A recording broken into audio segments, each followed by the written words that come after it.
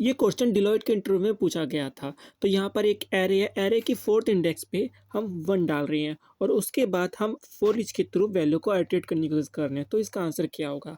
सबसे पहले तो आंसर देख लेते हैं। आंसर है 2 3 4 5 पे आ रहा है 2 3 4 5 ओनली 1। अब 1 कैसे आ रहा है? क्योंकि हमें जहाँ तक पता है कि अगर हम एरे के किसी भी इंडेक्स पे, जब कोई एरे पहले एम्प्टी होता है फिर हम उसके बाद कोई फोर्थ या किसी भी इंडेक्स पे 1 वैल्यू या कुछ वैल्यू डालते हैं तो बाकी की अनडिफाइंड होती है। लेकिन इस केस में खाली हमें 1 क्यों प्रिंट हो रहा है?